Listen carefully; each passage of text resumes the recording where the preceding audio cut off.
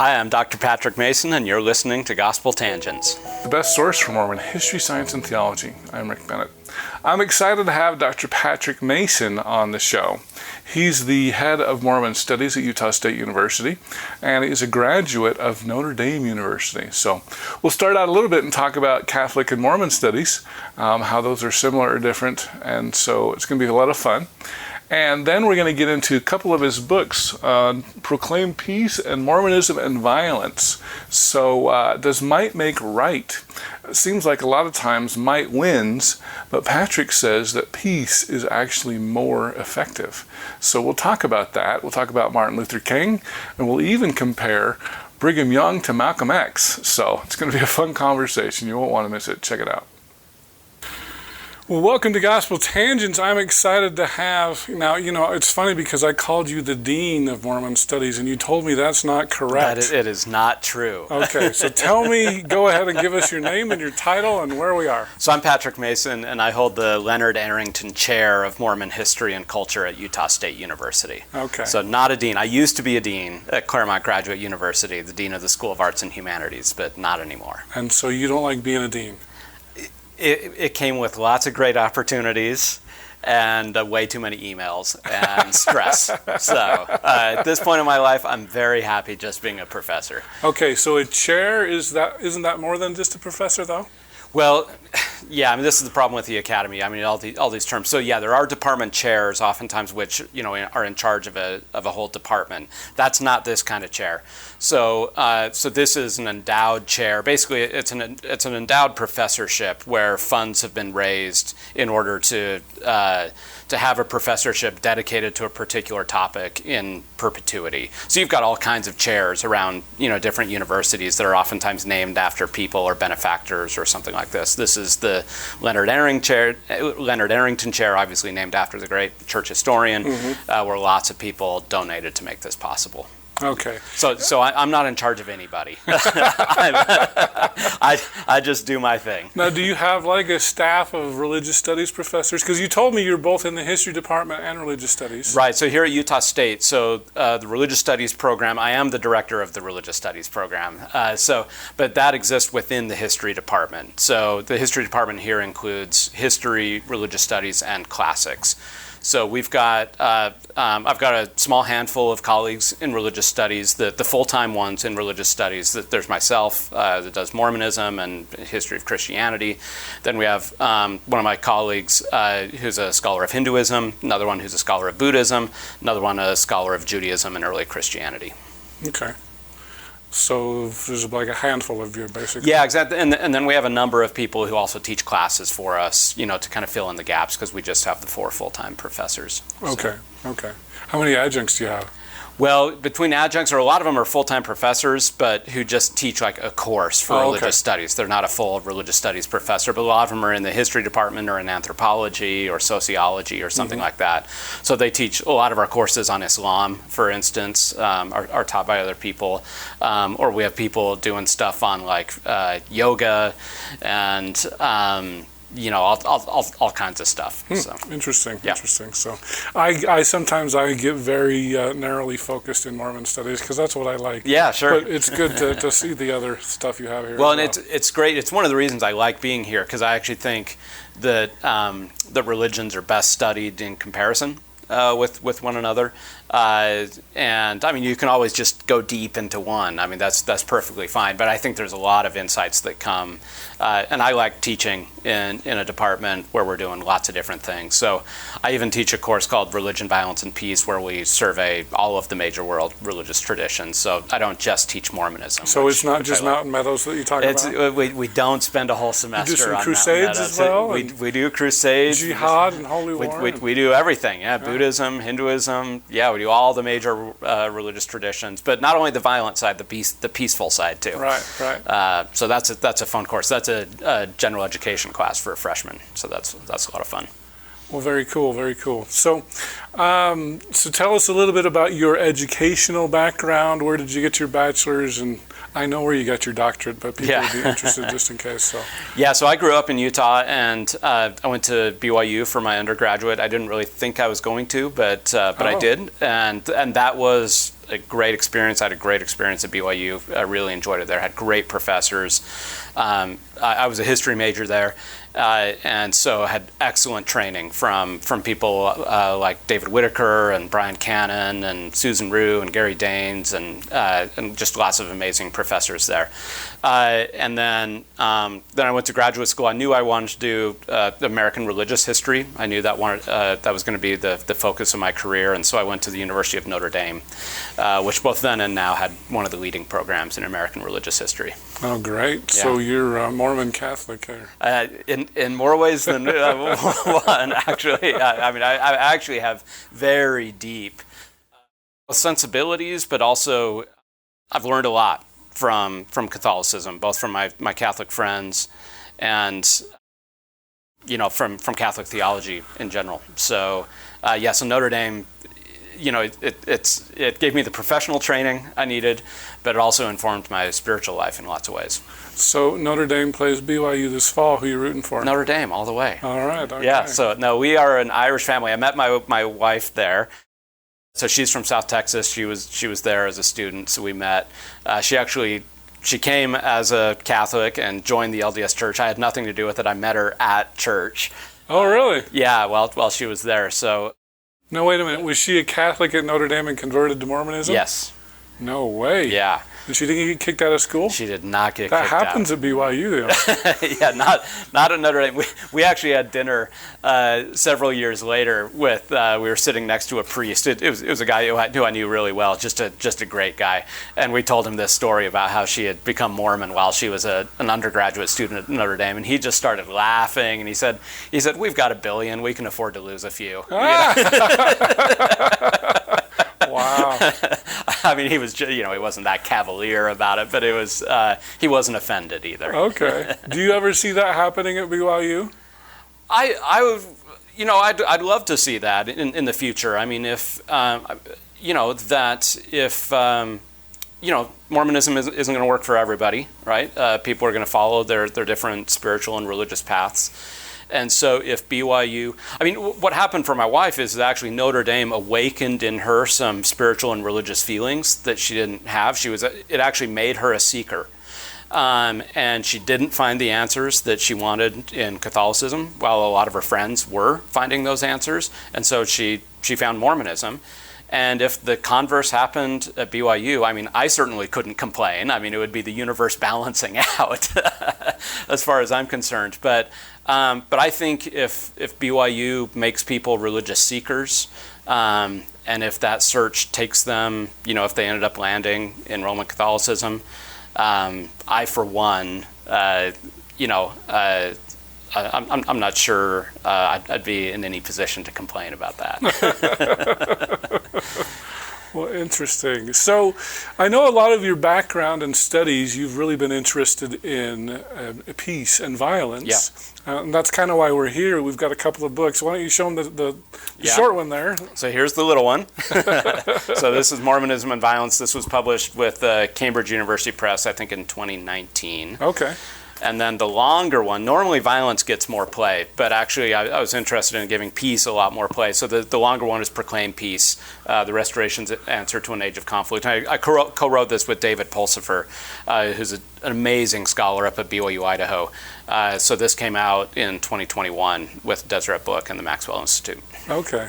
Yeah, I was wondering how, is there a rivalry between Utah State and BYU as far as Mormon studies? Or not? No. They don't have a Mormon studies program. No, they don't for lots of complex reasons. Obviously, they have a ton of amazing scholars down there, but they don't have a Mormon studies program per se. They don't have a Mormon history chair or position per se. Why not? That's for them to answer. I think my sense is that BYU is a religious school with a religious mission. Mormon Studies is a secular field. So we approach the study of Mormonism from a secular perspective, from a religious studies perspective, where we're not trying to promote or denigrate the truth claims of the religion. We're simply trying to understand it. BYU isn't just in the business of simply understanding the restored gospel, it's in the business of promoting it. So in some ways, actually, it is true that Mormon studies as a secular field within the study of religion, it's not a great fit at BYU. Now, lots of scholars there can employ those methodologies, have been trained in those methodologies. They participate in the American Academy of Religion and other professional places, the Mormon History Association, where we do take a more secular approach. But as an institution, that's not what BYU is there for. It's not there to take a neutral approach towards the gospel and towards the church. It's there to promote it. So there may be other factors as well, but I think that's got to be part of it. I personally love the neutral point of view. That's what I really try hard to do. It is funny to me. I will get a lot of people that are like, well, you are an active Mormon, or are you an active Mormon? And I'm like, well, it's none of your business.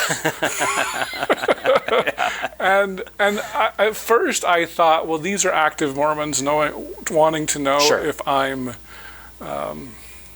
okay or whatever. Are you safe? Or am I safe? Yeah. But I've actually found that I get the question, I think, just as much from ex-Mormons because they want to know if I'm safe for them. Right. And so it's kind of funny. But my goal, I just love the neutral point of view because it just seems more fair to me. I'm not trying to promote it. I'm not trying to denigrate it. I just want to be fair. I'm the same way. I mean, that's why I pursued a life and career of scholarship.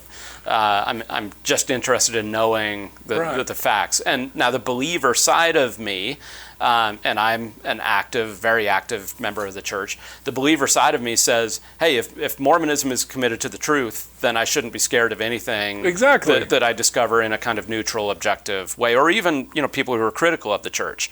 I don't particularly care when I'm reading something or listening to something, what somebody's own biases or agendas are, if their facts are right. Right. I can always sort of filter out all that other stuff, and I can make my own decisions. I can make my own decisions whether I agree or disagree, whether I think they've skewed the facts one way or the other, whether they've left things out. I mean, that's what I've spent a lot of years training to be able to do, is to exercise those kinds of judgments. So I feel the same way. I'm not threatened at all by a kind of neutral approach, a fact-based, evidentiary approach, because as a believer, I think my faith should be capacious enough and resilient enough to take into account whatever facts come along. Mm-hmm. Yeah, I totally agree. I do wonder if Notre Dame has a neutral Catholic studies program. I'd be curious. So it's interesting. So Notre Dame does not have religious studies. It has a theology department, actually a terrific theology department. It's kind of like BYU's religious education department. So BYU doesn't do religious studies, it does religious education, right? It's there to promote and to teach people the doctrines of the gospel. Same thing at Notre Dame.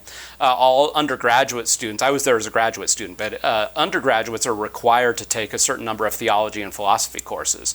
And so they are there to teach Catholicism. Is it one a semester like it is at BYU? It's not as rigorous a requirement as BYU. I forget the exact numbers, and it might have changed since I was there. But they have to take a handful of theology courses. And now, a lot of students at Notre Dame aren't Catholic, so they can find other courses, but it has to be in theology. And at least somewhere along the line, they're going to be exposed to the teachings of Christianity and the teachings of the Roman Catholic Church. So do they study Protestantism, absolutely, Lutherans and Baptists? And so within their theology department, again, it's been a long time since I was there, so I haven't looked at the faculty list for a while. But while I was there, they had very prominent Protestant and Jewish faculty members on the theology faculty. So not just in biology or accounting or whatever, but on the theology faculty. I mean, it was just like a couple of them. Right. The vast majority were, of course, Roman Catholic, but they recognize, and part of this, I think, is the maturity of Roman Catholicism. It's been around for 2,000 years, right? I mean, so Give us time, all right? Yeah, well, actually, I very much believe that. I mean, Mormonism is just a kid. It's the new kid on the block in terms of religions. And so with that newness, we just haven't had time to kind of wrestle with everything or sort of come into our own. I think there's a kind of insecurity that sometimes is part of our culture, partly because we are new and we feel some of those insecurities. I think the legacy of those 19th century persecutions hangs pretty heavy over us. Mm-hmm. But Roman Catholicism, I mean, again, they've been around for 2,000 years, and they had a really pivotal moment. I won't bore your viewers with the history of Catholicism, but they had a really pivotal moment in the early 1960s, a big church-wide meeting of all the bishops called Vatican II. Right. And one of the things that they did at Vatican II was decide that they were going to be more open to the world and more open. They started a lot of initiatives of interfaith dialogue. Specifically with Jews and with Protestants, and they've since added things with Muslims and with others as well. But they said, again, we don't have to be afraid. We're confident in our own theology. We're confident in the claims that we make and in our beliefs, but we have things that we can learn. And sometimes we've been on the wrong end of things, especially, Catholicism doesn't always have a great history, especially with Jews and with Protestants. So they said we have repentance to do, but we also have learning to do in conversation with others. And I actually think it's a great model. Yeah. Do you ever see a Vatican II for Mormons? I mean, it wouldn't Do we have to wait another 1,800 years? Right. It wouldn't look exactly the same just because the structures of the church are different. In the Roman Catholic Church, all the authority is vested in bishops, so that's why these church-wide conferences, like Vatican II, it was a gathering of all the bishops. Here, all the authority resides in one person, or 15, with 15 people holding keys. Well, doesn't the Pope have the Pope and the prophet, aren't they analogous? They're not the same. No, the Pope is simply the chief among the bishops, and so the authority within now, if there are any Catholics listening, if I get something wrong, you can email Rick and complain to him. But the authority resides within the bishops, and the Pope is the Bishop of Rome. So the Pope is the kind of chief bishop, the leading bishop. But it's the bishops of the church. So there's hundreds of them, all around the world that have that authority. Whereas for us, the keys are with 15 apostles, one, exercising all of the keys. So the structures are a little bit different. We wouldn't gather all the bishops or even the stake presidents or something like that of the church, just because actually they don't have all of their keys devolve from the apostles. Whereas in Catholicism, actually the authority of the Pope comes up from the bishops. So it's just a little different structure. Because there's always this saying, everybody says the Pope's infallible, but none of the Catholics believe it, and the Mormons, everybody says the prophet is fallible, but nobody believes it. Right. Yeah, exactly. Yeah, and there are particular teachings about the teachings of the popes and when they are infallible, which is actually really, really rare. But anyway, that's probably going beyond. Yeah, I'll have to get a good Catholic expert on. So. Yeah. All right, well, let's dive into the small book on Mormonism and violence. Kind of give us an overview of what that's about and why you decided to write it.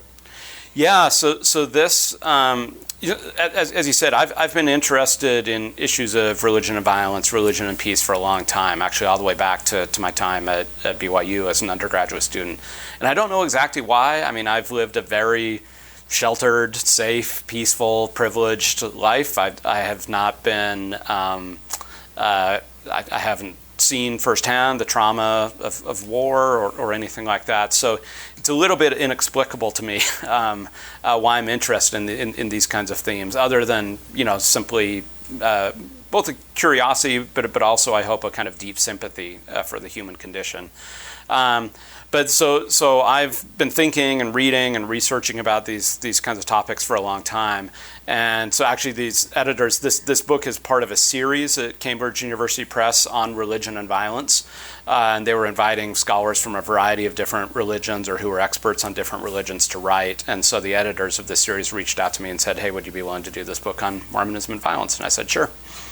Okay, and so obviously we're going to talk about the Mountain Meadows Massacre. Yeah, we're going to talk about that, but a lot more too.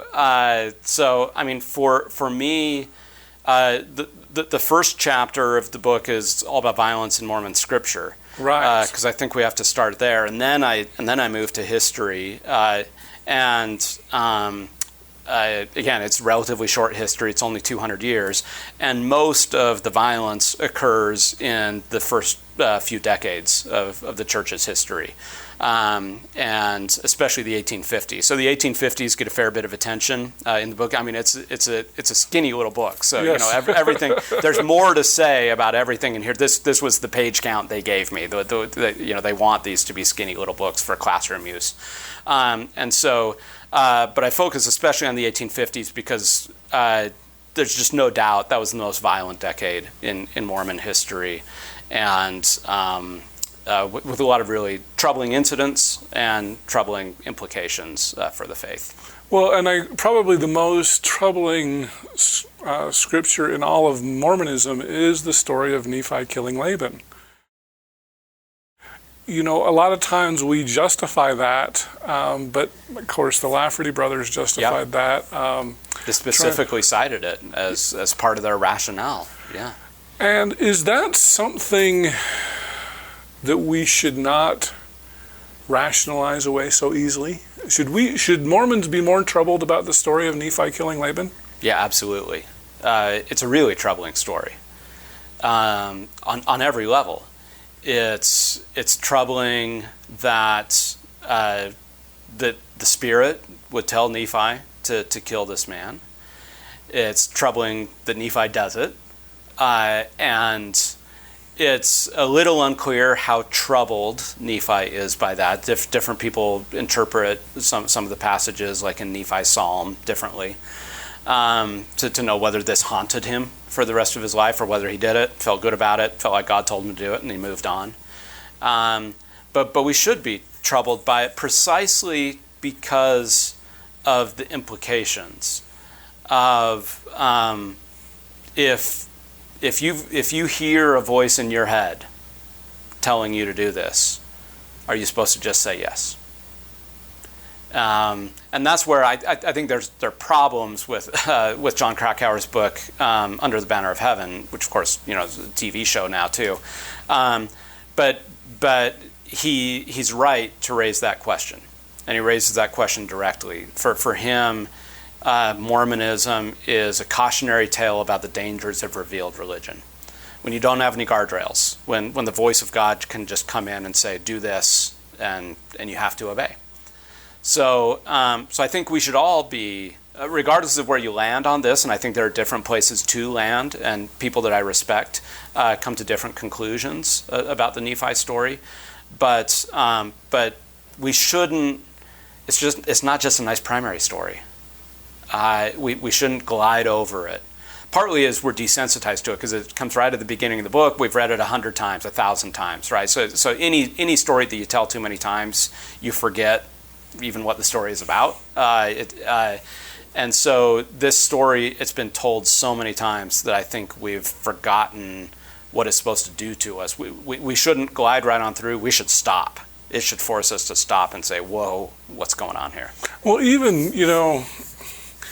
I hate to do this because I always like to pull everything back to Abraham because it really, really bothers me that he tried to kill Isaac. Yeah. It really, really bothers me that he sent Hagar and Ishmael out into the desert to die, And when we talk about, and I've said that to church members especially, and they're like, well, God sent an angel to save.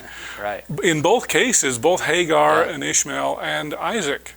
But should we rely on angels to save our victims? Yeah, there was no angel that saved Laban. Right. Yeah, and so yeah, there are a lot of parallels. In some ways, it sets it up. It's kind of like the Abraham story, but it's not. Right. It's not in a lot of different ways. Laban is not the innocent victim. Laban clearly has blood on his hands too. And this is, part of what's dangerous, or at least troubling about the Nephi story, is the kind of rationale that the Spirit gives there's a kind of utilitarian rationale.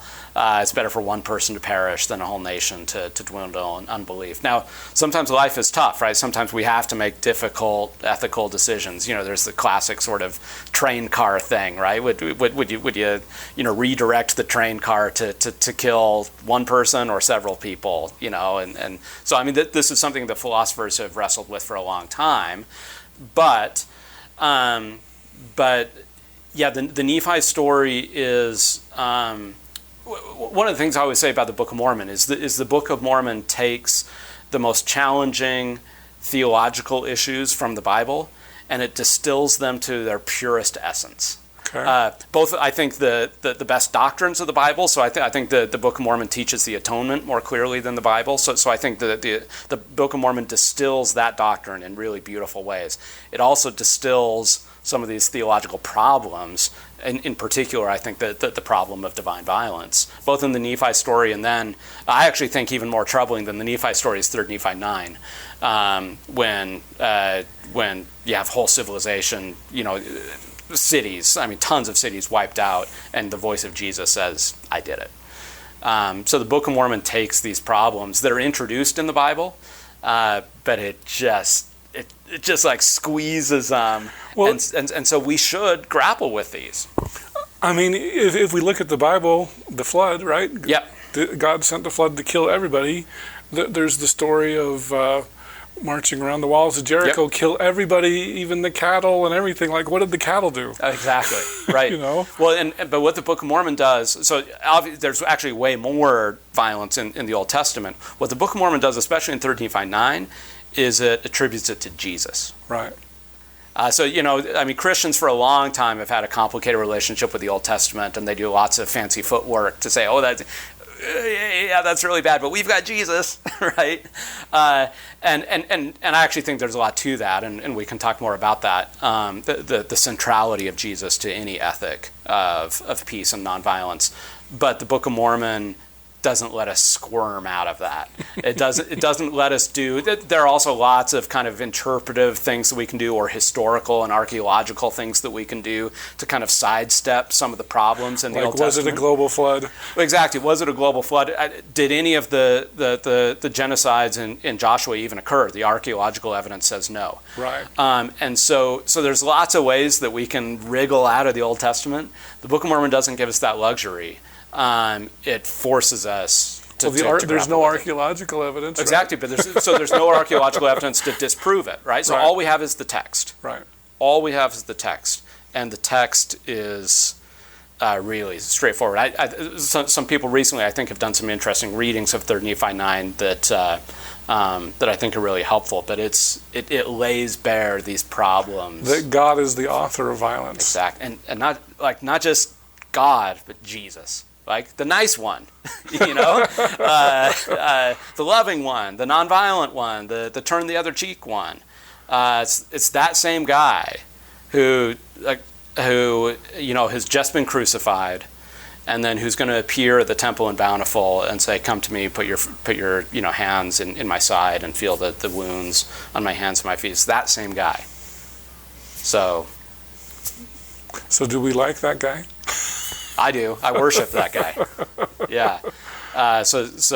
We can dive into that right now. But yeah, that's what the Book of Mormon does. It should not let us off the hook. We shouldn't just glide past these passages. I think we're meant to wrestle with them. Because there's so many wars in there, yep. And I read both the books, and I might be getting them mixed up. Yeah, that's okay. Because I know you talked about Just War and George Bush. I can't remember if that was in the new book or the old one. Well, the new book. This is the Proclaim Peace is the one I just finished. The new one, yeah. So I remember that one better. But can you talk about Just War theory in the Book of Mormon? Is that a godly principle? Yeah, so of course, just war theory, it's not original to Mormonism. So this comes out of Roman Catholicism, actually, the long history stretching all the way back to St. Augustine in the 4th century, trying to wrestle with what it means to be a Christian in this fallen world that we live in. And for him, he was wrestling with the ethical question of what is the Christian's responsibility when you see somebody attacked, right? There's evil in the world. There are violent people who will attack others. If the Christian is commanded to love and to protect others, what are we supposed to do in the face of violence? The earliest Christians were pacifists for about 3 centuries, but that changed, and Augustine in particular created the origins of what we call the just war theory, which is a set of principles that Christians developed over time to regulate. It was meant to constrain war, to restrain the supposedly Christian rulers, princes and kings who were always going to war with each other. They said, no, if you're a real Christian, these are the set of principles by which it's just for you to go to war. You just can't do it anytime you want. You can't do whatever you want. So they came up with a series of principles called jus ad bellum, meaning the principles, what made it just before you went to war, what principles would make it just to go to war, and then jus in bello, what are the principles in which the conduct of war would be just. So it's this very long and robust tradition that the main criticism of it is that no Christian ruler ever paid any attention to it. They said, okay, that's a nice set of principles. I'm still going to do whatever I want. But I think the Book of Mormon does. It does offer, not in any kind of systematic way, but it does offer a set of principles that seem sort of like a just war principle. And we get most of this from the Book of Alma, that 20-chapter stretch of the war chapters. And so this is, principles like, Captain Moroni doesn't delight in bloodshed. For the most part, he's fighting defensive wars. For the most part, he tries to end the war as soon as he can. So there's these kind of set of principles that in a lot of ways correspond to just war theory, but I think even go beyond it and are more rigorous. And one of the arguments that David and I make in Proclaim Peace, and here we really lean on section 98 of the Doctrine and Covenants, which is specifically a revelation given to Joseph Smith to address the question of what do you do when you're the victim of violence. This is when the Saints are being driven out of Jackson County in 1833. Joseph is saying, what should we do? And so God sends this revelation. And part of the language of that revelation is he talks about how when it's justified for the saints to use violence, to respond with force. And he uses that language consistently. This is when it's justified. This is when I justify you. And I think that language, it seems intentional, it's consistent, and to me it keys us into a kind of Pauline theology of justification, that if something needs to be justified, it wasn't right in the first place, right? So we need to be justified as sinners. If we were perfect, we wouldn't need to be justified in God's eyes. It's only because we're sinners, because we're not right, we're not just, that Christ needs to justify us before the Father. And so similarly, all of these acts of violence, they can be justified under very strict circumstances, and the Book of Mormon and Doctrine and Covenants 98 both talk about this, but it still means they're not inherently holy, that they're not sanctifying. They're not right or righteous in God's eyes. They need to be justified through Christ's grace. Well, and I'm trying to decide where to go here. I kind of want to talk a little bit about Mountain Meadows. Yeah, sure. Were they justified in what they did? No. Not at all. Not even close. No. Under no set of criteria. None. Because I know that some defenders of Mormonism will say, well, look what happened at Hans Mill. A lot of people point to things that the Arkansas immigrants probably said, supposedly, and nobody knows whether they said these things. I shot Joseph Smith or whatever. Right, those kinds of terrible things. A lot of people will use those as justification, and especially Hans Mill was used after the fact to say, well, they got what was coming to them. But you're saying that's not justified, even if it was true, which I think most historians say it's not true. That's right. Yeah, that's right. No, it's not. Under no set of either Christian or legal principles, right, is Mountain Meadows remotely justified?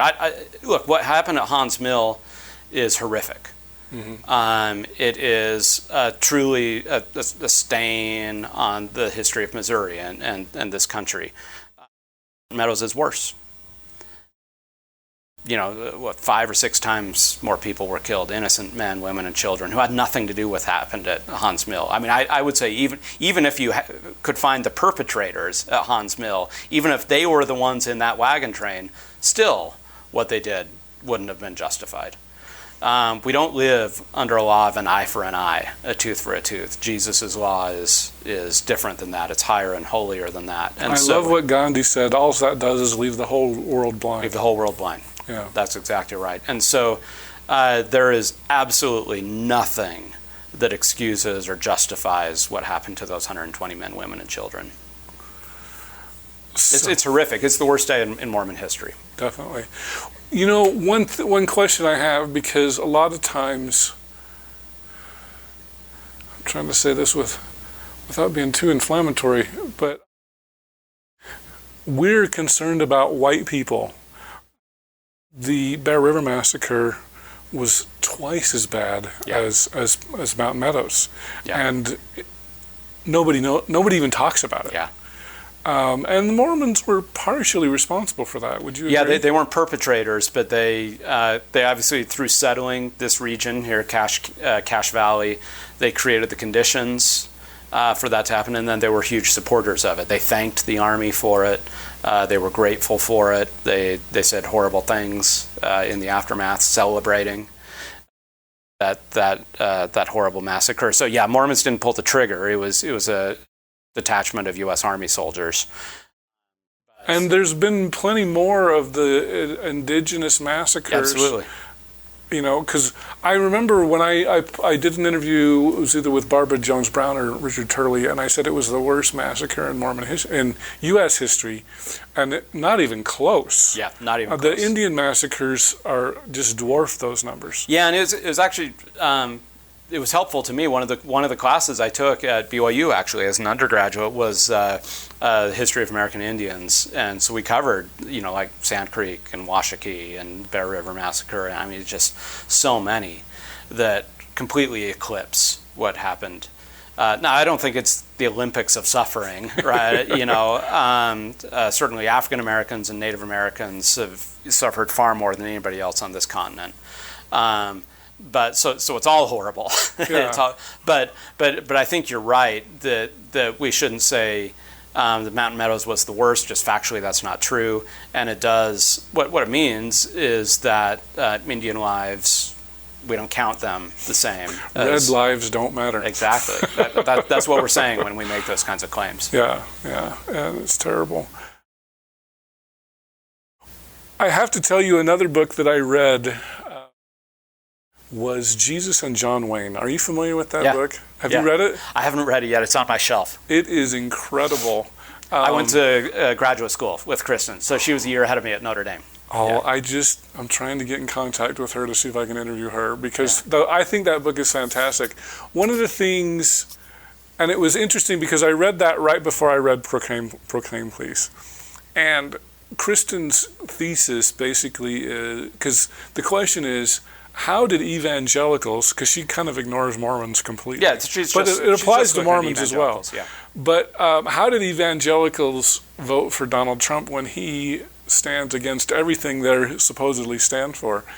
And in her book, she goes back to John Wayne and says, look, evangelicals love John Wayne. Donald Trump is the new John Wayne. Yeah. And this has been, this Christian warrior has been, and she did some incredible research, because once again, as a Mormon, I put blinders on. I don't pay attention to evangelicals. I don't pay attention to Catholics or Muslims or Jews or anybody. I'm just focused on this. And so it was enlightening to me to see a lot of parallels between evangelicals and Mormons, because a lot of Mormons have been voting for Donald Trump, and he stands against everything that Mormons and evangelicals would hold dear. But she made this kind of onward Christian soldiers and detailed since at least probably 1960 onward that this is what evangelicals like. They like the Christian warrior bully, the John Wayne who's not a saint by any stretch, but he's a fighter. But he's a fighter, and they like this Christian. And so, she even talked about how the evangelicals really kind of got into the military, and how kind of that played out on January 6th, and with the extremist groups and everything. And so to me it was fascinating, and the one thing that I came away from after reading her book was, well, how do we combat this? Do we put peaceniks into the military? Do we attack the unchristian evangelicals, if I could use those terms? But to me it seems like if we attack them, then that just feeds the narrative that, Christians are being attacked, even if it's by other Christians. And so then I read Proclaim Peace, and I thought, this is the way you attack it. But the problem is with me, because you look at who are the big peace leaders, and you mentioned Martin Luther King, Gandhi, Jesus. But what happens to all three of those guys? They end up dead, right? That's right. In fact, my brother-in-law said, so you just end up dead. If you're a peace lover, you just end up dead. And I don't know, we don't have a Martin Luther King today, do we? No, but we have a lot of people doing his work, but we don't have a singular figure, in the same way that he was. And so how do we build this? Because in reading your book, you made the claim that proclaiming peace is more courageous. And I believe that, because nobody wants to end up dead like Martin Luther King, right? And that's why we don't have a big peace leader like him, because look what happened to him.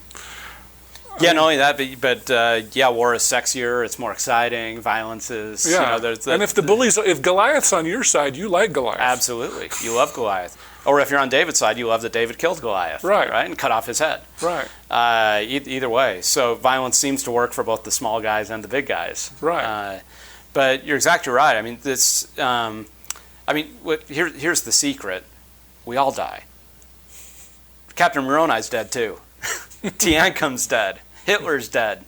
Putin's going to die, right? Mm-hmm. They're all going to die. I mean, so that's a bit of a strange argument. But do you want to die young or die old? Most people would rather die old. Well, how many soldiers have died young? Go to Arlington Cemetery. Yeah, that's true. That because the nation sent its sons and now daughters to war, look at Ukraine right now. A lot of people dying young. And we celebrate that. We call them heroes. But then, somebody dies young in the service of peace, and that shows that the whole peace thing is bunk. Somebody dies in the service of violence, we call them a hero. I mean, we just have a complete double standard on all of this. We know there's really good social scientific research by political scientists that show that nonviolent movements are twice as effective as violent movements in achieving their aims, with lower casualty rates. Peace works. It's not just this kind of airy-fairy ideal. What about like Tiananmen Square? Of course. Well, violence works. Mm-hmm. Violence is real. Ask anybody who's been killed, right, or been shot. I mean, violence has real effects. And autocrats and many Democrats, small d Democrats, have used violence in order to achieve their aims. Because it's very effective in the short term. It can be. But it also oftentimes backfires. It's not always effective in the short term, but it sometimes is. And the key insight for us, there's a kind of couple of key insights for us. One is from section 121 of the Doctrine and Covenants. I think this is one of Joseph Smith's sort of great insights. I believe revealed from heaven, where he says, no power or influence can or ought to be maintained by virtue of the priesthood except by love, gentleness, long-suffering, persuasion, etc. And We always read that. I've heard that scripture 1,000 times in church, and it's always focused on you ought to be nice, right? You ought to use your priesthood in loving ways, and it does say that. But the key is also that it says no power or influence can be maintained in these ways. And this absolutely goes along with political theory, with democratic theory, and everything else, is that, yes, you can use violence, you can use coercion, you can use compulsion to control people, either an individual or large groups of people, for a period of time. Sometimes a long period of time, sometimes decades, even centuries. But you cannot maintain that control forever through compulsion. The only way to maintain control is through persuasion, is for people to give their assent to your leadership. That's what God does. That's what democracy is supposed to do. That's what good governance is supposed to do. So we recognize this in a kind of secular sphere. This is why we have democracy as opposed to autocracy, because we believe in the principles of persuasion. We believe that people should choose these kinds of things. Section 121 just gets that at a kind of theological level. And I deeply believe that. It's true. Violence can it can have control, and it can kill people. It can detain people. We can manipulate people's minds and bodies in lots of different ways. You cannot maintain their control, or you can't maintain their loyalty over the long term using coercive methods. Well, so what are some of the successful peace movements? You did mention something that I was completely unaware of in the book, was Costa Rica. Yeah. Tell us about Costa Rica. Yeah, Costa Rica, I think a lot of people know it as a kind of place for ecotourism and stuff like this. Costa Rica doesn't have an army. They gave up their army decades ago. And I think there were a lot of factors that went into that. But they said, look, we're a tiny little country. I mean, we're never going to win in a war anyway, right? What do we need a military for? And we could repurpose, think about all of the resources that we dedicate to national defense, all right? What if we, as a developing country, dedicated those resources instead to development, to literacy, and to reducing poverty, and to feeding people, and so forth? So Costa Rica got rid of their national army decades ago. They still have a police force, right? And they do that, but they reinvested in Costa Rica. Is one of the success stories in that region, a region that's been racked with drugs and politics and corruption and wars and all kinds of things for those decades, and Costa Rica hasn't been invaded. Why? They maintain peaceful relationships with their neighbors. They work through diplomacy. They don't have oil. Well, you could say that, but they do have resources. I mean, they have things that people would want if you just, a kind of power grab. But they have achieved power regionally. Now, are they a global superpower? No, right? But they've maintained freedom and independence and democracy without an army. And nobody's invaded. And they live in a tough neighborhood. It's not like their neighbor is Canada, right? So, I mean, they live in a region where there's been decades of wars, especially civil wars. And Costa Rica's remained largely immune from all that. Let's talk about some other, and then is it a success story? We had the Arab Spring, which was a peaceful movement.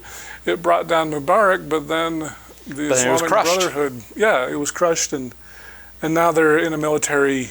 Yeah, they're basically right back where they started. And I lived in Egypt for a couple of years, so we follow the news in Egypt really closely. And the Sisi regime is essentially Mubarak 2.0. Right. Maybe worse in some ways, actually. So, I think that would give some people pause. I mean, it did bring down Mubarak. That's right. But for what? Well, I mean, it's a complicated story because of the rise of the Islamic Brotherhood. It's because of here's the thing, that nonviolence doesn't guarantee success. We can all point to examples where nonviolent movements failed, or where they were short-lived. We can do that easily. That's not hard to do. Do we hold violent movements to the same account? Right? Do we point at violent rebellions that didn't work and say, see, violence doesn't work either?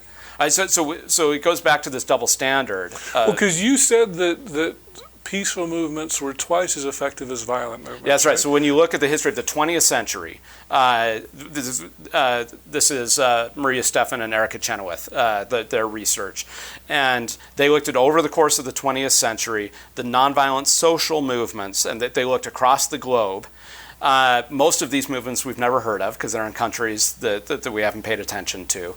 But so these are labor movements, these are democracy movements, these are all kinds of things, fighting for peace and justice and freedom all around the world. That when these movements use nonviolent aims, so the ones we think about as the civil rights movement or Gandhi's movement in India, but there are literally dozens, hundreds of these around the world, it's not 100% success rate. But they are twice as likely to achieve their aims. This is in a century when tons of violent groups have taken up arms to achieve the same kinds of things. All these civil wars all around the world are because of people taking up arms to supposedly seek after peace and justice and freedom. And so at least what Chenoweth and Stephan's research shows is that history tells us that in the 20th century, if you use nonviolence, and if you're committed to it, you're actually more likely to get what you want. And you're not guaranteed, but more likely. And overall casualties will be lower. This is the thing. People always point to, oh, well, look at these civil rights workers who were killed, or look at these marchers who were killed. Well, again, have you ever paid attention to the casualty rates in a war, or in a civil war?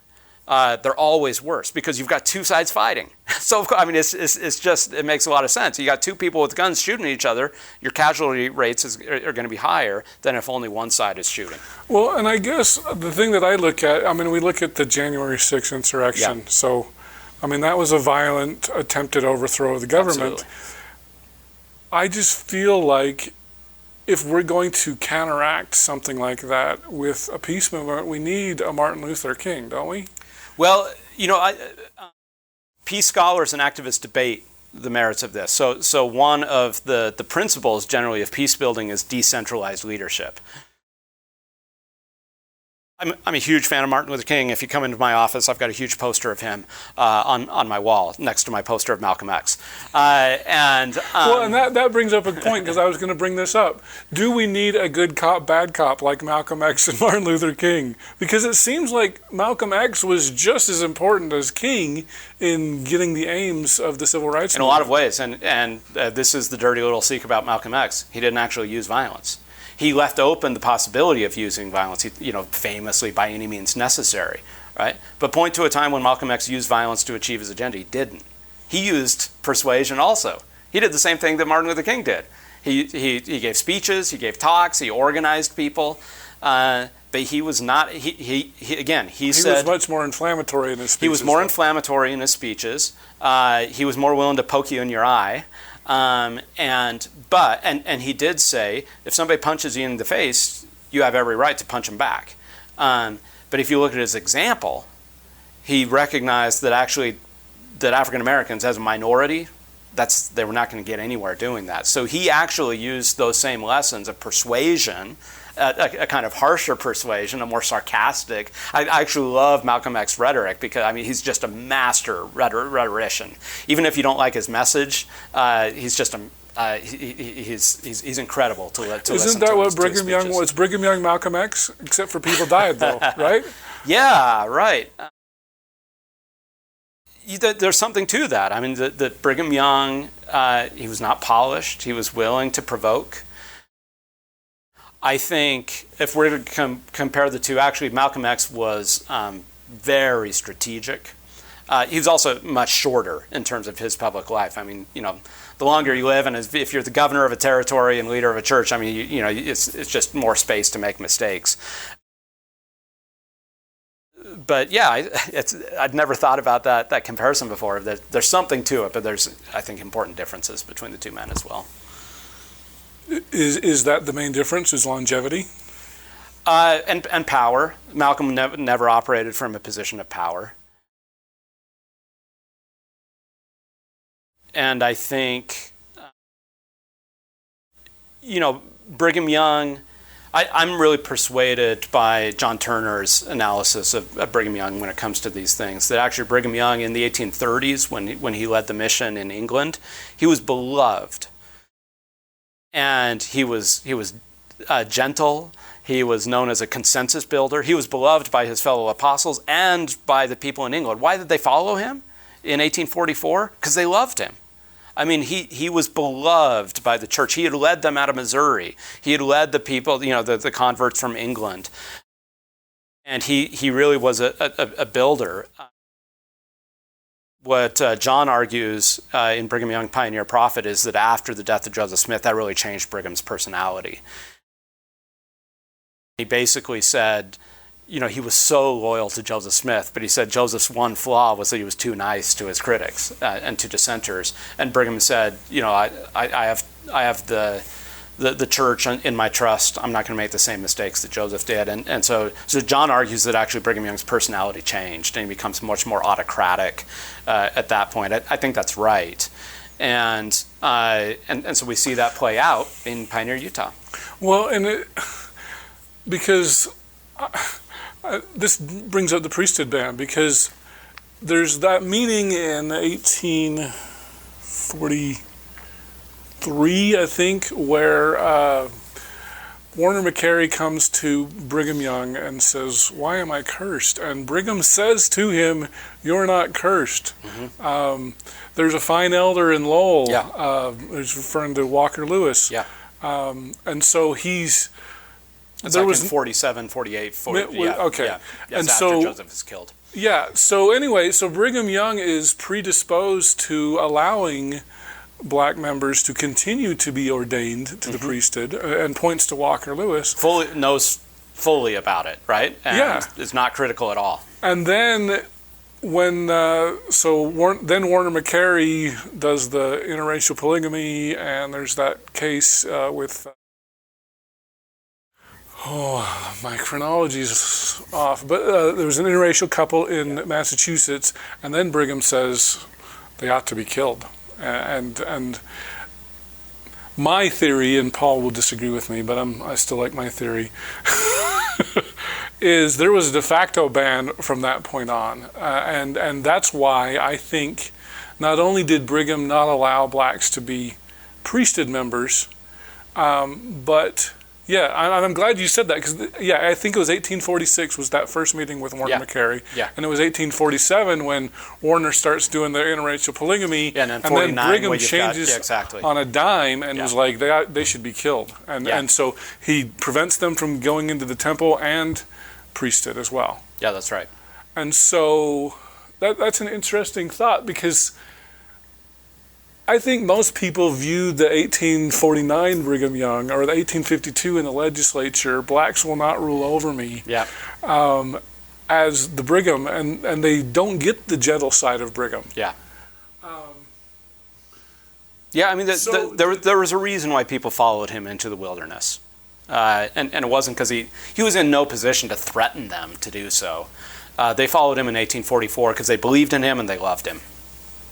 They believed he had the keys, and he had proven himself as a leader. And so then he became the bully? Yeah, I mean, he takes on, I mean, in some ways he takes on the burden of leadership. I mean, I can be hard on Brigham Young, but I also want to be sympathetic because I haven't walked in his shoes. To lead this movement, I think that all of the Mormons were traumatized. I'm not a psychologist, and we can't psychologize from almost 2 centuries later. But how could they not have been just deeply traumatized as a people and as individuals? They'd been driven from their homes multiplying. I mean, they had seen loved ones killed. The horrors of Hans Mill and Missouri and then Carthage. Now, did Mormons have their part in it? Absolutely. They weren't just innocent victims, but they were victims. And so I think they walk across the continent in trauma, and Brigham's trying to keep it together, and so. I mean, this almost feels like Batman, where you become the evil that you tried to destroy, right? Yeah, exactly. And for me, this is one of the tragedies of Mountain Meadows and all of the other violence in the 1850s. It's one of the tragedies. We talk about Mountain Meadows so much, we don't talk about all the violence that the Latter-day Saints do against Native Americans. Right. So, they're not directly responsible for Bear River, but they are for a lot of other things in Utah. Because you had mentioned Circleville, and I don't think people know about that. Yeah, the Circleville Massacre, when this is part of the Black Hawk War in the 1860s. And this is kind of frontier fighting, central southern Utah between Mormon settlers and Native Americans. And at a certain point, a number of Native Americans had been rounded up. They'd surrendered, and they were just slaughtered. They were just executed. And there were other examples like that. As early as 1849, 1850, in the settlement of Provo in Utah Valley, that begins with an Indian massacre, a massacre of Native Americans by Mormons. You would hope and you would think that a people who had been so deeply traumatized and victimized by violence in Missouri and Illinois, that they would come out here and they would say, oh, we've learned that lesson, right? We know what it's like to be a minority. We know what it's like to be persecuted, to be on the other side of this. And so we're never going to do that. That's not the way humanity works. Power does things to people. The abused become the abusers. Too often. And that's one of the problems with violence and with violent movements is that, you're on bottom, and so the purpose is to be on top. And you don't change the dynamics. You just do because now you have power. And unfortunately, too often that's what Latter-day Saints did. And there are some examples of generosity and beneficence and other things.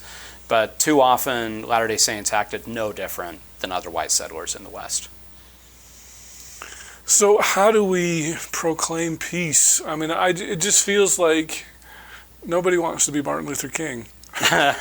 Or Gandhi, right? Right. Or am I going to go on a fast for 40 days or something? Well, you don't have to do that. But I mean, here's the mess of the book. And look, haven't tested this in my own life, right? If I were put in a situation where I really had to put these principles into action, could I do it? But here's what I believe, at least. If we claim to be Christians, then our North Star, our guiding light, is Jesus. And like it or not, Jesus went to the cross. He didn't fight back. People are going to point to the temple. Of course they're going to point to the temple. Jesus lost his temper. It's okay to lose your temple if you're in righteous anger, right? Who did Jesus hurt in that incident? Nobody. He did not use violence against another human being. He drove out the animals. So if you're really big into animal ethics, okay, there might be a problem there. There's also a problem with him putting the evil spirits in the herd of swine. And so, okay, so if you're an animal ethicist, okay, you can take that up with Jesus. But let's just focus on humans. Jesus does not use violence against humans. He does not. Here's the thing. He cleansed the temple. This is in public view. This is the center of power, right, of the Jewish priests, but also the Romans were always watching the temple because they were always worried about insurrections. That's where it would start if a Jewish messianic movement. That's where Jesus started it. That's where it is where he started it, but he started a different kind of revolution, a nonviolent revolution. The Romans would have arrested him so fast. Had he done anything that was seditious or insurrectionary or violent, they would have arrested him and thrown him in jail, probably crucified him, a year or two earlier than he was. But they didn't, because he didn't do anything illegal. He didn't do anything violent. He moved some animals. He threw some tables over. Okay, if you really care about tables, okay, then take it up. But this is not Jesus using violence against other people. And you just can't argue that. So it's a lousy counter example. Actually, people raise it all the time, but there's nothing to it. Well, and then the other thing is when Peter chopped off the soldier's ear. What does Jesus say? Yeah.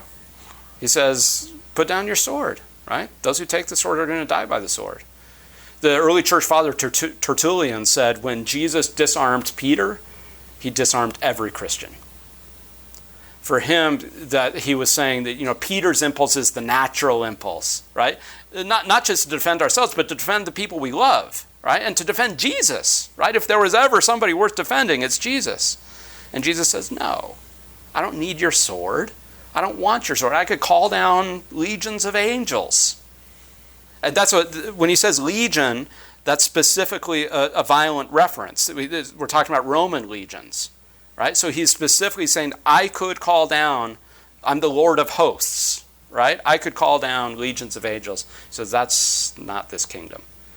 So this is the thing. If we want to call ourselves Christians, and people are making a big deal about the name of the church, we're the Church of Jesus Christ of Latter-day Saints, we're not Mormons, I'd say, exactly.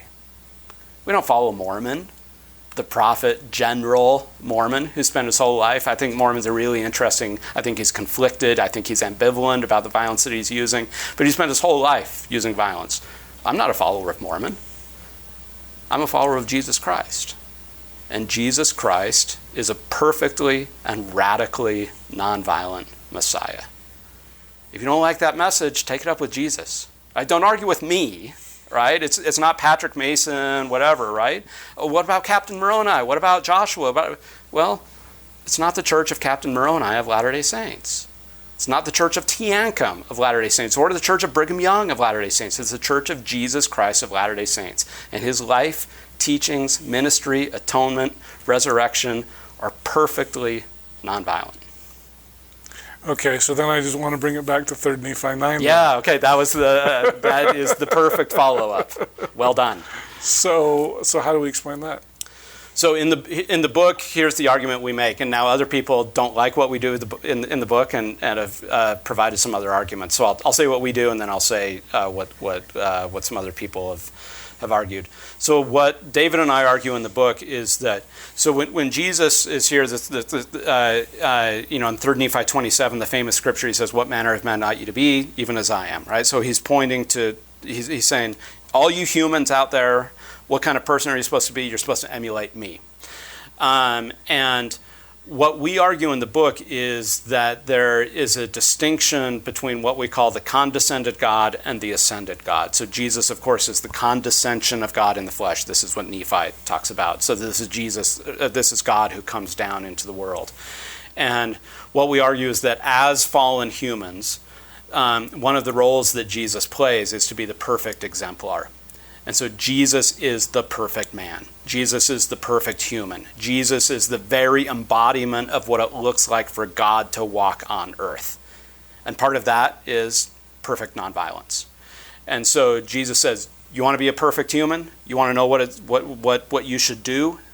Follow me, and that includes nonviolence. So what we argue in the book is that Jesus' ethic, what Jesus commands us to do, come follow me, is to follow Jesus, that he is the exemplar for a Christian life, and that includes nonviolence. But if we take the scriptural record on its face, it's really hard to argue that God is never violent. We'll do creative ways to do this. I'm sympathetic to some of those arguments, but it's really hard to get around that, and I think 3 Nephi 9 is one of the most sort of on-point cases. And so we concede in the book that God, I normally don't like to do this kind of punts like this, where God, my ways are not your ways and things like that. But there's something to that. God is different than us.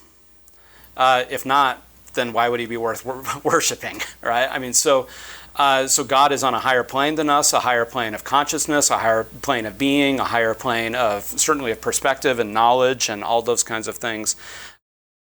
And so just like we use the analogy of earthly families and earthly parents, that I'm the same species as my children, right? They're destined to become like me. I want them to become like me. But there are certain things that I can do as an adult that they can't, because they don't have the knowledge, the perspective, the judgment, the power to do it. It would be disastrous to let them do to let a 3-year-old drive a car, right? Or something like that. And so there are things that are acceptable for adults to do that's not acceptable for children to do. And so what we concede is that it seems to us that the ascended God, God in heaven, because of his greater glory, perfection, righteousness, attributes, etc., is able to wield violence righteously in a way that we as humans cannot and are forbidden to do. So we make that distinction. And that's how we make sense of 3 Nephi 9. So this is the ascended God doing that, not the condescended God. And we as humans are commanded to follow the condescended God. Now, other people have come along and said that, in fact, 3 Nephi 9, there are some interesting textual things going on where they suggest that maybe we can't. Maybe it's not a fully reliable account of what's going on. And for instance, one of the interesting things is notice in 3 Nephi 11, before Jesus comes, there's this voice from heaven, right? And nobody can tell what it is, right? And they're confused, and like they have to hear it multiple times. So whereas in 3 Nephi 9, it says there's this voice from heaven that everybody gets immediately and they recognize as the voice. Well, if they could all understand the voice in 3 Nephi 9, why can't they understand it in 3 Nephi 11? And so some people have suggested that somehow 3 Nephi 9, it may be more complicated than actually what the account provides. But at least what David and I were trying to do is to take the text at face value. We weren't trying to get around it. We weren't trying to undermine it. We're trying to say 3 Nephi 9 is just as legitimate as 3 Nephi 11 and the Sermon on the Mount chapters. Our way of doing it is to think about the difference between the ascended and condescended. And so God is the parent and we are the children. That's and right. God can do stuff we can't do. That's exactly right. And now somebody has countered and said, oh, so my job is just to be a good little boy until I can grow up and then I get to use violence, right? I think I get that. I understand that. I think that is part of the critique of our position. And that's fine if people want to critique our position. It was the best we could do. I think that also misses the point. Actually, still, what's clear in Restoration Scripture, it does seem that God does occasionally use violence, if you take the Scripture at its face. But he does not enjoy it. Weeps. It's the devil who laughs in 3 Nephi 9. But God weeps. He weeps when he sees our violence. He weeps when he uses violence. This is Moses 7. And so he takes no delight in it. And the other thing, the main difference between us and God, especially between the ascended God, is that, again, we're all going to die. So every one of us, whether you die at 2 months or 20 years or 95 years, everybody's going to die. God seems to be less troubled by the length of our lives than we are, because he has an eternal perspective, we believe. And he also, crucially, has the power to resurrect us. So there's nothing that God is doing, even if God does use violence, even if he does end people's lives prematurely, there's nothing that he does that he doesn't fix, whereas I can't fix it. I mean, this is the reason why violence, why murder is so high on the list of prohibitions, because we can't fix it. We can't take it back. I steal something, I can return it. I kill you, I can't fix that. God can. So again, there's a categorical difference between us and God. Interesting. There was one other thing that I wanted to just mention really quickly. You had mentioned, it's in the Doctrine and Covenants somewhere, where Joseph Smith had set up Zion's camp, and you made the point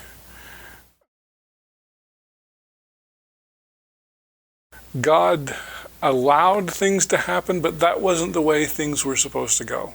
Yeah, if you read the Zion's Camp Revelations really closely, so we've always said, this is God telling them to go form an army and go take back Missouri. And right? why didn't they get the Missouri back if God told them to take it? Exactly, right? So we've always had, again, all these kinds of questions around it. That's not what God says. This is amazing that we've been reading these scriptures for almost 200 years, and it just shows that we read scriptures with our filters, with a filter that prefers John Wayne over Jesus. Right.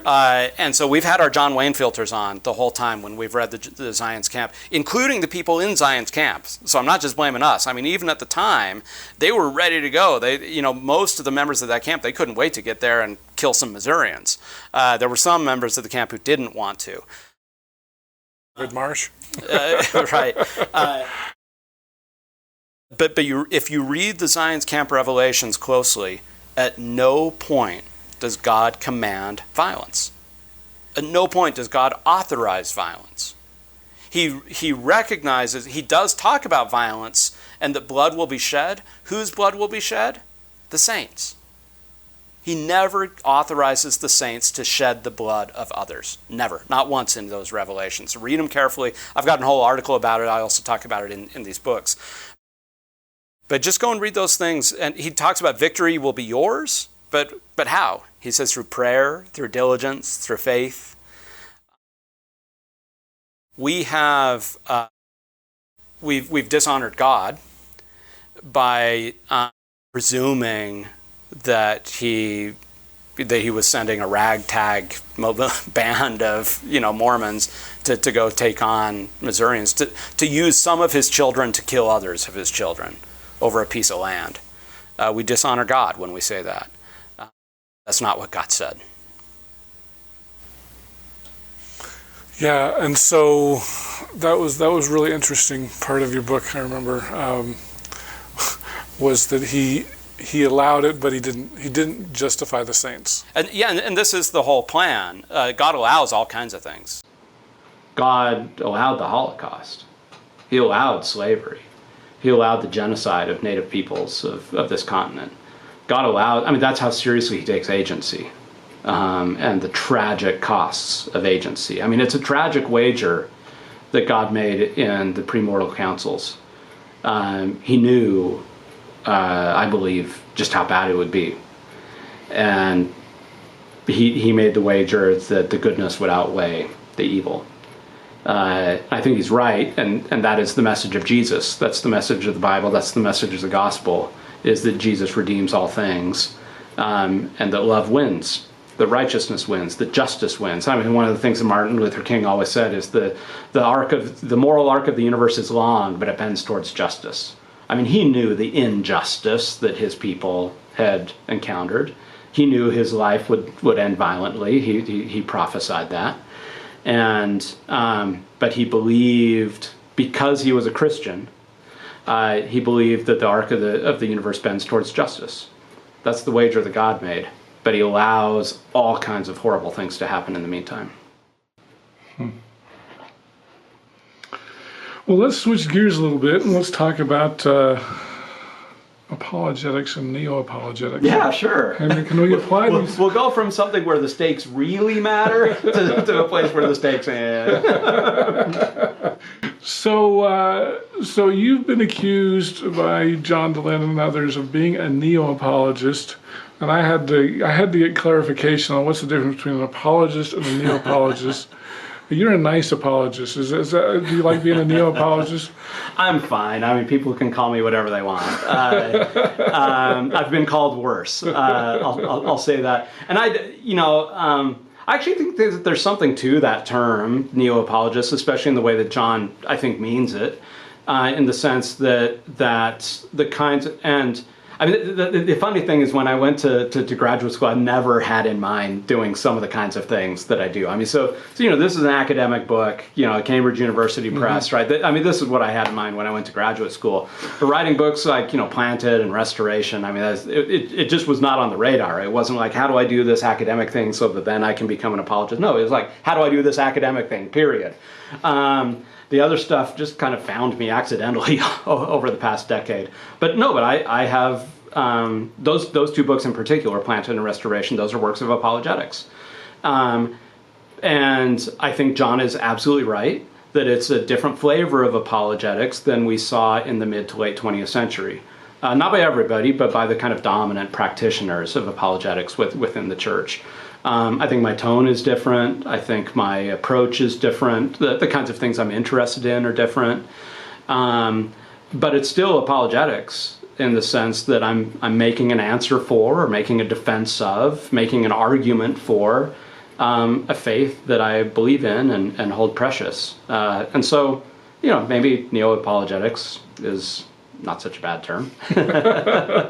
So you don't mind it? No, from the very beginning, when Planted was published, I said this is a work of pastoral apologetics. That's what it is. That is literally that is the category for it. There's no other category for it. And then Restoration is similar. It's Because I know some critics, they'll write off people like you or Terrell Givens or others as apologists, which sometimes to me can feel like a slur, like, oh, you don't have to listen to them, they're just apologists. Because it really feels like a way to write off somebody. Sure. But you don't mind that term? No, I mean, if so long as, look, I don't like anybody being written off just by names that we call them. Mm-hmm. And so, I think a lot of the work that John does and other people who are critics of the church gets written off simply because we put them in a bucket and we say, then... He's excommunicated. Exactly. So nothing he ever says or thinks is worth engaging with. And then other people on the other side, these people are committed to the church, they write in favor of the church, they do work with and for the church, therefore nothing they ever say is worth. I just don't live in that world. I'm kind of an old school liberal, and I mean this not in the kind of political sense, but in the sense of, like, I believe in the marketplace of ideas. And I think all kinds of people can have good ideas, I think all kinds of people can have bad ideas. And so what I'm interested in is the quality of ideas. And I love for people to come and tussle and contend. I mean, for me, that's what the university is meant to be. That's what higher education is meant to be. Ideally, that's what we could do in our community of faith as well. We're not very good at that in our community of faith. Sometimes we're not always good at that in the university setting either, but that's what I believe in. And so I don't care what people call me. I don't care what people call John. I don't care what, I care about the quality of ideas. And so if people... Look, if people write me off, fine. I mean, I don't care, right?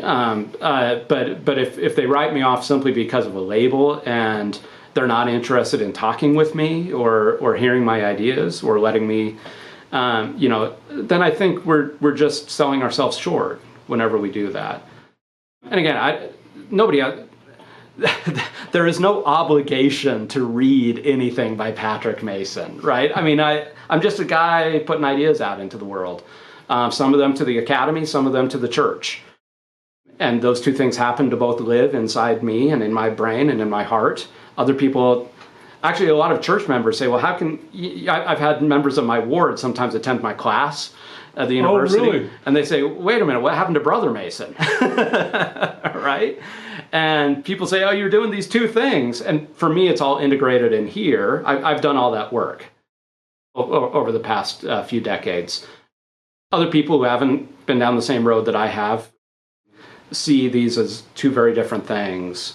So I understand people like their tribes, and we live in a tribal age, and people dismiss people who aren't in their tribe. I think that impoverishes all of us. Well, so what do you make of the charge, because this has been thrown around, especially by John, people won't come... Patrick Mason won't come on a show, Terrell Givens won't come on a show anymore, probably because some rich donor, you're the chair, who's your chair? What's your name? Well, it's Leonard Arrington, he's dead, so okay, he didn't give the money. Well, I know like Paul Reeves, the Simmons chair, yeah, right. And so the idea is like a Paul Reeve or you're being supported by these rich Mormons, and if the rich Mormons don't like you going on John Dehlin's show. Is that a valid critique or statement? Well, I'll say for myself, it's not. I'm an employee of the state of Utah, and I have tenure, which is a very powerful thing. So all the rich Mormons in the world couldn't get me fired. I'm just going to tell you that. That's just. Well, you're going to get your Deseret book deal taken away. Okay, sure, and I can show you the royalty checks. Let's just say they're not paying a lot of mortgage payments. Some, not a lot. No, I mean, I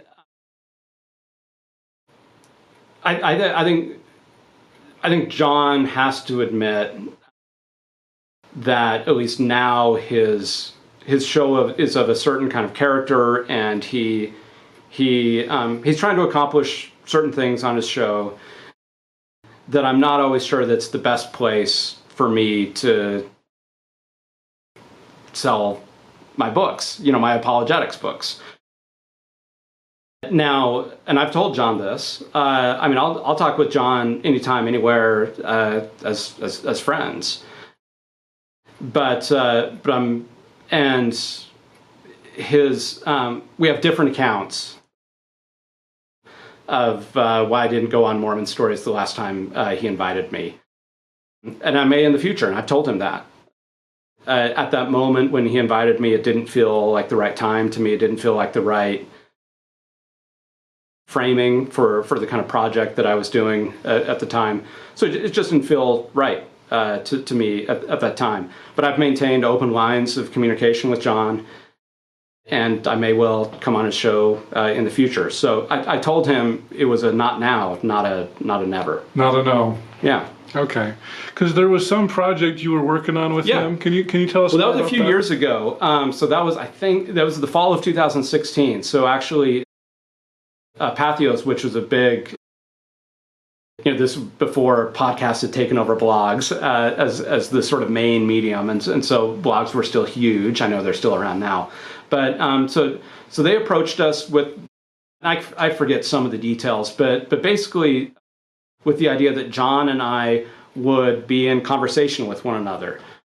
I had just published Planted, so I was an apologist for the church, with the kind of academic position. John, of course, with the status and the audience that he had with Mormon Stories and still does. And the idea is, let's put these two people in conversation with one another, and we agreed to do it. And the idea is that we would, as John and I talked about this, and we didn't know each other very well then. We don't know each other very well now. We've only been in the same room a handful of times. And so actually our personal interactions have been relatively few. But as we talked about this over the phone, we said, hey, wouldn't it be cool if we did this in real time? So not just like Patrick writes something, John writes, Patrick writes a column, John critiques it, right? John writes a column, Patrick critiques it. What if we tried to actually make it a conversation between two people who are trying to have a respectful dialogue? Because we both agree that's not what we see between the Mormon and the ex-Mormon communities. It's a bunch of people lobbing artillery shells at each other rather than actually talking with each other. And so we said, what would it be like to actually have a conversation with one another? And so we said, let's do it in writing. And so the idea is and when Patheos had asked us to do this, they said, hey, do some, it'll take like an hour or two a week. And so we said, okay, we'll do this, and we'll write this joint column together. So we would literally be like on a Google Doc, I think we used Google Docs, where you could see the other person writing. And so literally we were writing in real time. John would write something, I would write something back, and we were doing it in real time. Like a chat, kind of? It's like a chat, okay. Exactly. But like longer, kind of an essay form, and with less emojis. And we did that, and I think we produced 5 or 6 of them. I'd have to go back and look. And I'm proud of them. I think John is too. I'm really proud of what we did. We had really hard, honest conversations with one another. But then we stopped, and here's why. I mean, this is where John and I have different accounts of it.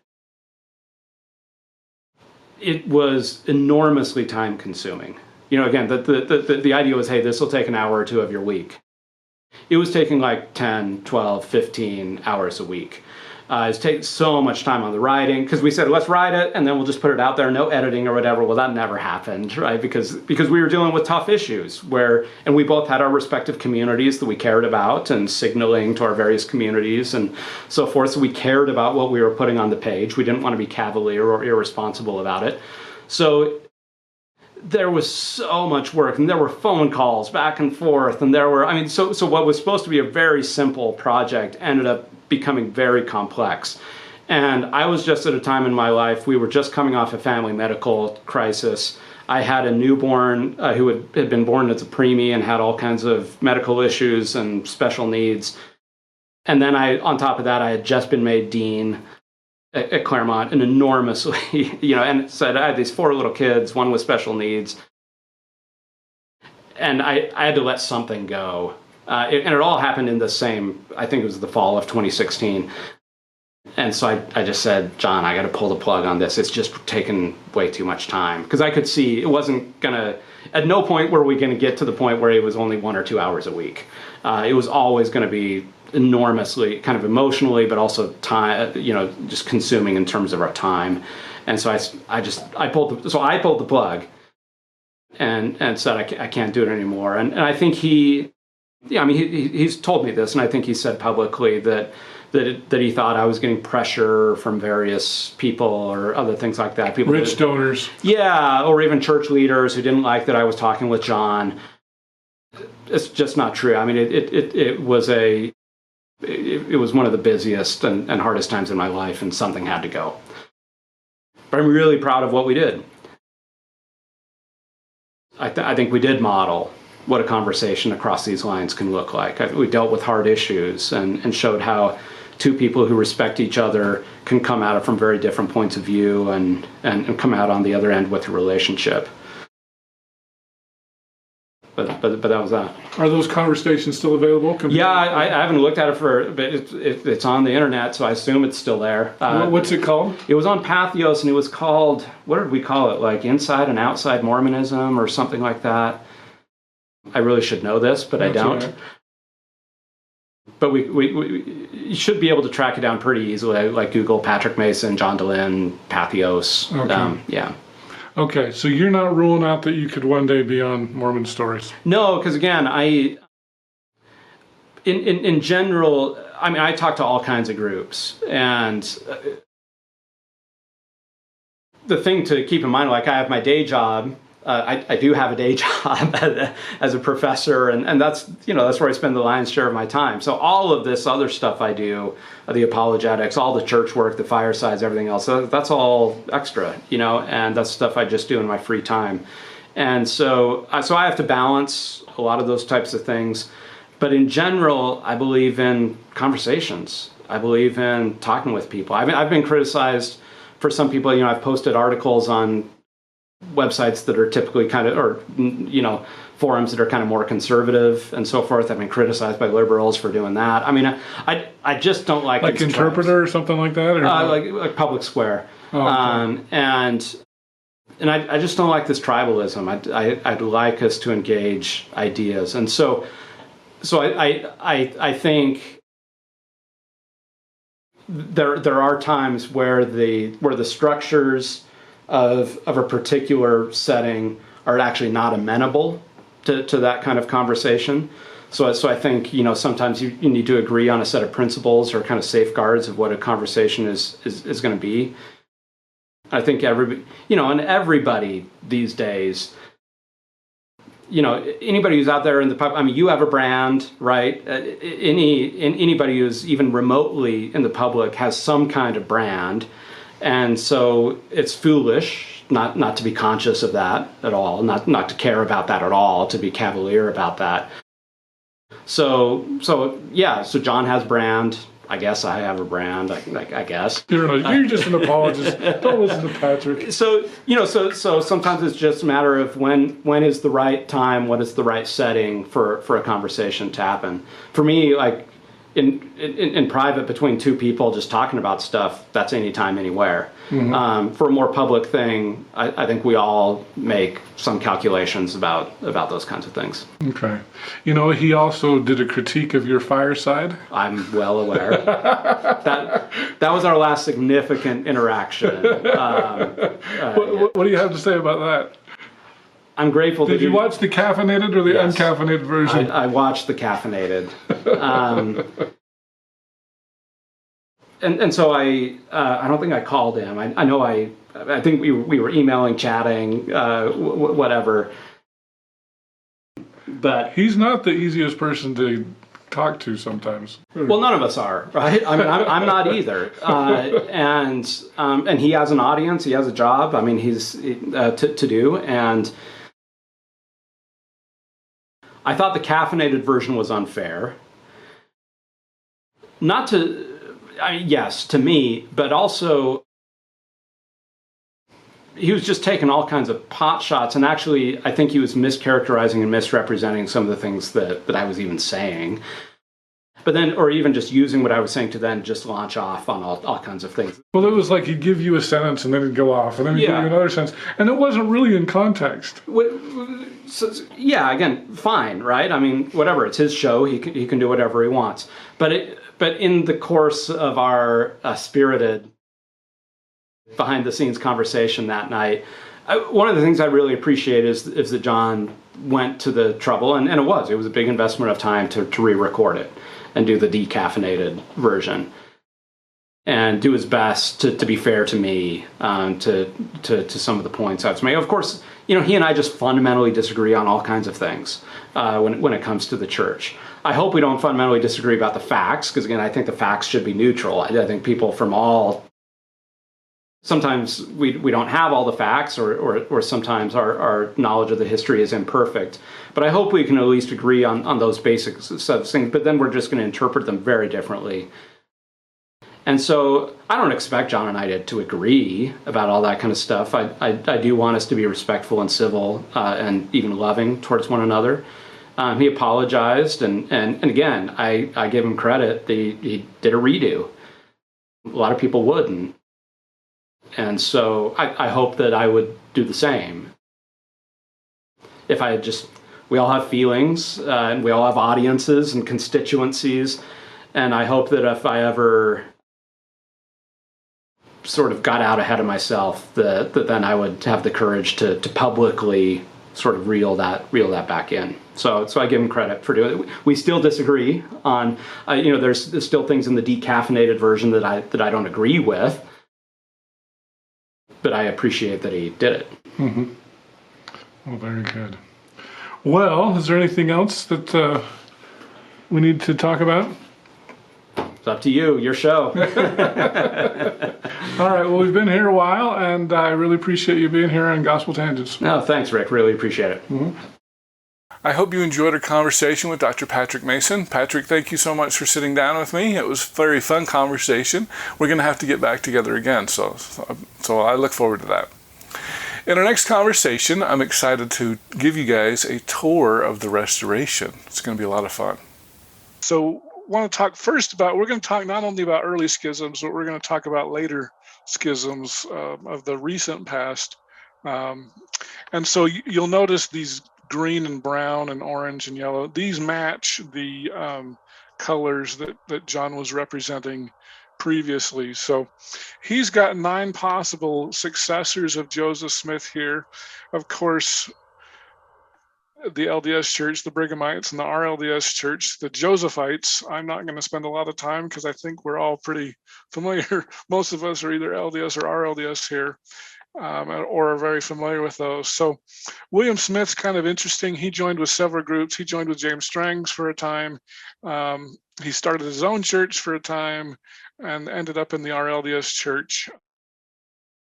If you like what we're doing at Gospel Tangents, please support us. Go to gospeltangents.com and you can get full interviews as well as transcripts if you'd like those. So click here to subscribe, and over here you can see some of our other great videos. Thanks again.